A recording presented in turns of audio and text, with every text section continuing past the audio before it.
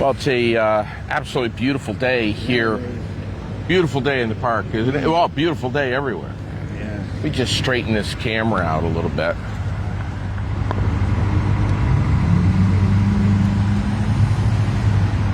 There we go. What's going on, Jarret? Sitting there eating breakfast, enjoying the beautiful morning. I don't know if I've met you before, dude. How are you? I'm good. So, I don't think I met you either yet. yeah, man. I just saw you over here, and I'm kind of wondering what your story is. I don't want to interrupt your breakfast, but No worries. but your breakfast, we should say, pancakes. Man, this smells so good. Pancakes. It's raspberry and blackberry pancakes. Incredible. Yeah. With Scrambled eggs. Scrambled eggs. Yeah. maple syrup. Where'd you get this? Right over there at the right over there at Enough Ministries at the church. Yeah. Dan Mullen, Yeah. Josh Fortier, Yeah. Josh is a great guy. He's a good pastor. Pat Archambault. I mean, just wonderful people over there. Yeah. So Jarret, what's so you're from around Barrie? Yeah. I live right over there at the Tilden House. Yeah. But I grew up in Barrytown until I got my traumatic brain injury. I lived with my parents until I was 26, and I ended up getting involved with a traumatic brain injury support group called Choice Traumatic Brain Injury Support Service. I know Choice. Yeah, and they moved me out into a home provider. I lived with a home provider, a bunch of different home providers for like 10 years. Well, not 10 years, probably like 5 years, until I got into the apartment. And then I've been there for 6 years. So 6 years. That's a long time, man. yeah. So you were with home providers was that through like Washington County Mental Health or through Choice? No, it's through Choice. Yeah. Through Choice. Yeah. How did that go? I did not like it because I'm a person that likes to keep my house clean and do things my own way. You know what I mean? I don't want to do things somebody else's way. Mm-hmm. Yeah. You're independent. Yeah. So how old are you now? 34. 34. And when did you suffer the traumatic brain injury? When I was 23, I think. It was 2014. Okay. So I turned 24 after my brain injury. Okay. So, do you mind me asking what happened? I got in a dirt bike accident.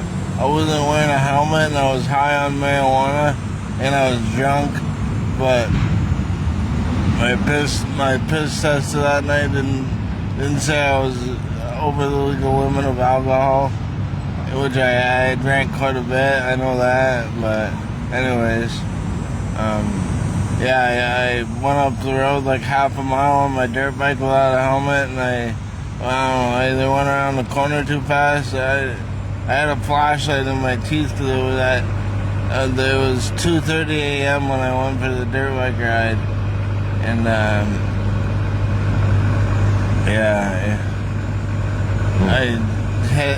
hit this side of my head, and it damaged this side of my brain on the right side. That's why I have right side nerve damage. That's why I walk with a cane, because my leg's pretty numb. Wow.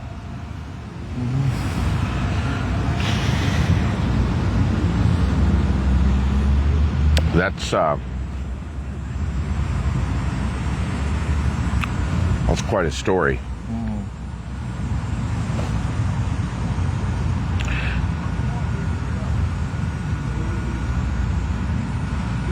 Yeah, no. I was in a coma I was in a coma for four and a half months when I first woke up from my. I died the night of I got my injury. I was dead, and then they brought me back to life, and I was in a coma. I think my mother said it wasn't medically induced. It was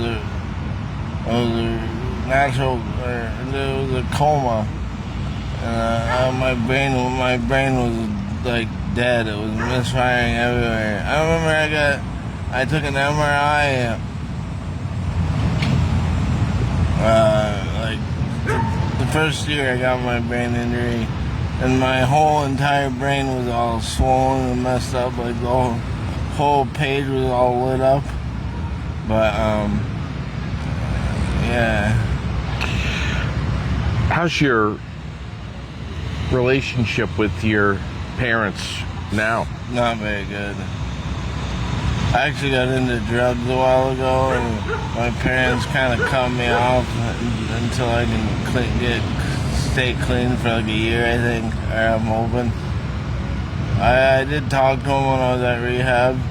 I called them on the phone and they talked to me, so that was good. My father said it was nice to hear my voice, so that was really cool to hear. What kind of drugs are we talking about? Crack cocaine. Okay. Anything else? I smoke weed, but not, but nothing else. So. Yeah. How are you doing now? Are you clean? Yeah. You know, that's what Barry is famous for, is the crack cocaine. Everybody around there, my apartment building, there's like at least half the people in the building that do drugs. And this is Tilton House? Yeah, probably not half, but a lot of them do drugs. Tell me again which apartment though? Where Tilton House. At Tilton House, okay. Yeah. Right, it's right over there across from the post office in Barry.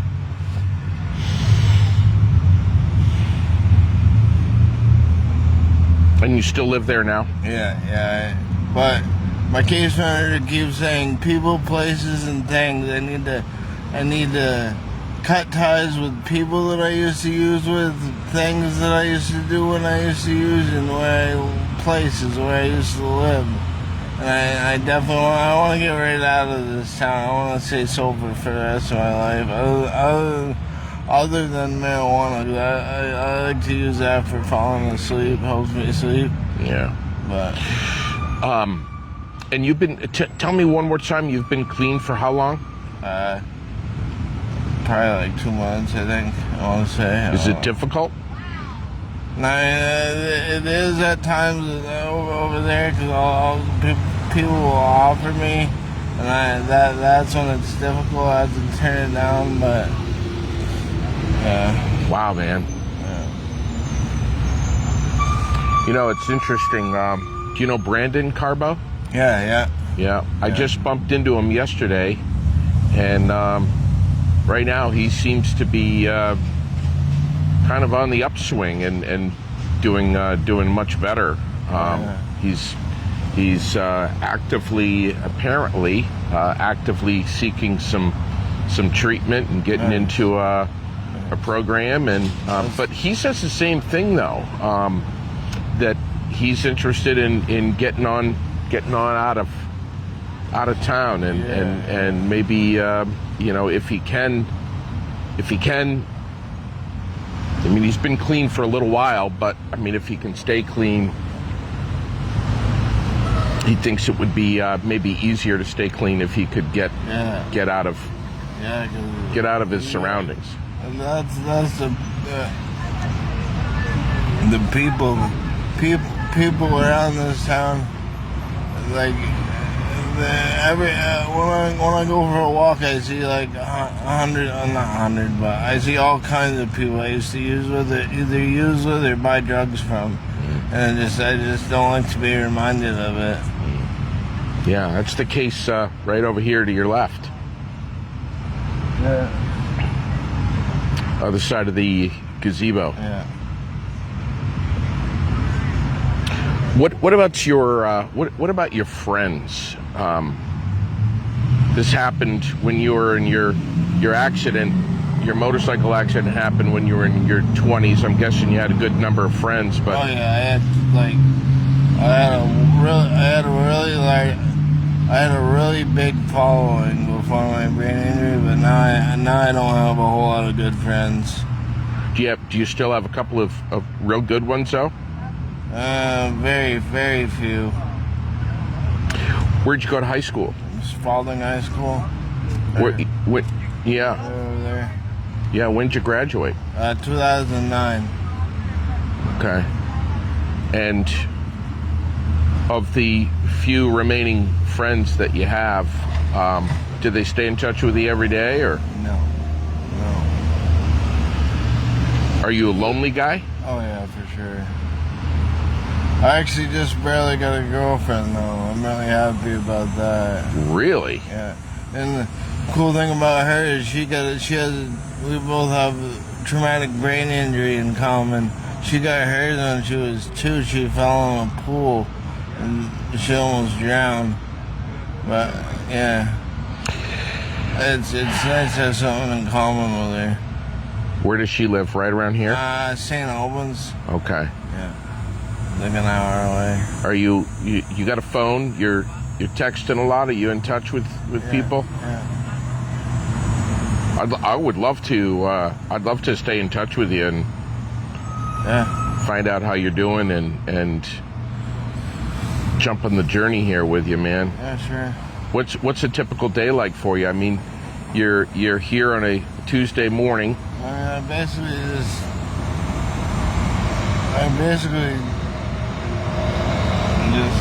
sort of, I try to stay in myself because of all the negative activity that goes on in my building. I try to stay to myself and just sit on my couch and watch TV or go for a walk and sit downtown somewhere. I'd imagine that's pretty difficult during the long winter months, right? Yeah, that's one of my biggest problems that makes me want to use is when I get bored. That's all you think about is joy. Yeah, it's not good. Well, last time I went to rehab, my counselor there suggested I not sit around bored at all anymore. I need to get a job is what I really need to do, but it's difficult being in my condition. Is there anyone that's helping you out in that department? Yeah, higher ability. They're right up there at the McFarland House. Great people. Yeah, they really are. They're trying to find you something. Yeah, and then I asked them yesterday, or my case manager sent them an email yesterday about Dollar General. I was thinking about getting the job that Dollar General on there because they always have carts of stuff all disorganized and not loaded on the shelves, and that drives me nuts. I thought I'd love to be in there just putting stuff away for them. It's true. Yeah. Do you do any volunteering? I have in the past, but I'm not currently doing any. Okay. I do enjoy volunteering though. I like to help people out. That's one of my biggest problems. Like, I smoke cigarettes. This is just an example. I smoke cigarettes. And I'll walk around town, and if I see somebody that I know is a good person and they need a cigarette, if I only got a couple left, I'll give them one of my last 2 cigarettes. I'm a really generous guy. I have a big heart thanks to my mother. My apartment's like bare right now. I've given like all my stuff away. What do you need? I don't need anything really. I just make do with what I can get. You're able to walk. Probably not far though, right? Yeah, I can walk decent, but standing still is really a struggle for me because of my hips. Yeah. It bothers me. To stand still, I gotta either sit or walk. I can't really stand still for very long. But wow, bro, that's your story's having quite an impact on me. I had never met you before. Just saw you sitting here on this bench in City Hall Park having breakfast, and I thought I'd just come over and introduce myself to you. I'm really glad I met you. This has really changed your your life. Oh yeah, for sure. Night and day difference. I mean, I'm a lot different than I used to be.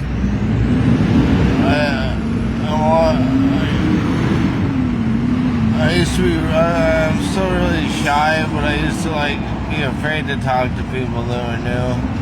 And now I can do a pretty good job. Do you remember a lot about your life before that motorcycle accident? Pretty much, yeah. I don't really remember the night of, but other than that, I have an excellent long-term memory, but my short-term memory sucks really bad. Okay. What do you say to people who, and let's be honest, man, we all know a couple of outlaws. We all know someone who gets a little crazy and a little wild at times. Yeah. But when it comes to alcohol and a motorcycle, what do you say to people that are getting a little crazy and a little wear stupid a helmet at times? at least. If nothing else, wear a helmet. No, I suggest not drinking and driving at all, but never forget your helmet. That was my biggest downfall. If I had the helmet on, I would have been fine. I probably would have got scraped up a little bit. Like I can't really. I don't know. This.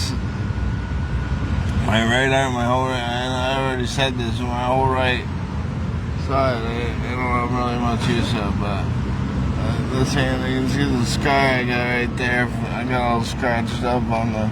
I wish it was only this that happened to me, and not this too. But Yeah. unfortunately. But your hearing is okay? Yeah, my hearing's okay. My vision is horrible because I you see I got one eye closed right now. Yeah.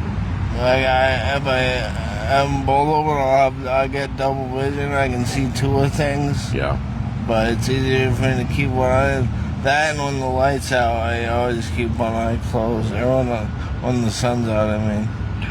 What kind of job would be the ultimate for you right now? What is something that you would love to do? I would love, me honestly, what I want, this isn't really a job description, but I used to, when I was a teenager, my father used to have a small engine, I'm getting excited, sorry. My father used to have a small engine repair business, and I used to build racing lawnmowers. And I would love to start building just taking tractors and lawnmowers, making them go faster, and selling them for like a go-kart, and put like a gas pedal on them, maybe bumpers and stuff, and just sell them. And that's just my ultimate goal to get to it's like that's why I want to start working at Dollar General so I can get some cash flow saved up. And I really want to rent a shed or a garage somewhere. I can start building racing lawnmowers. That would be fun. So small engine stuff. Small engine repairs. My dad's business. It was called Lawnmower Larry. No. He was called Lawnmower Larry, but I think that was his name. Are you able to use both hands? No. You're not. Just your left hand. Yeah, but I can figure things out. I'm sure you can. Yeah. I'm sure you can. You seem like a very independent, I'm tough-headed guy, man. Very intelligent, also. You know, they used to do. I'm sure you remember the lawnmower racing over in Bradford. Yeah, I used to go to that. It's awesome. Wow, man. Well, listen, buddy. Let's get you back to your breakfast here, and thanks for chatting with me. And yeah, no problem. I'm glad to have met you today. You've already changed my day, brother. Nice. Going through the rest of my day, I'm going to be thinking about you and your story, and I'm glad to have met you, and I hope to have a friendship with you now. If you're ever looking for somebody to do an interview with or whatever you do, I'm always, not always, but a lot of the time I'll be sitting right on that bench out. I don't know if you know what the Oh, team yeah. house. I'm sit right out there and just stop by and we'll get a few of my friends in with the interview too. We'll do an update on you. Yeah, Thanks, buddy. no problem. Appreciate you, man. Thanks.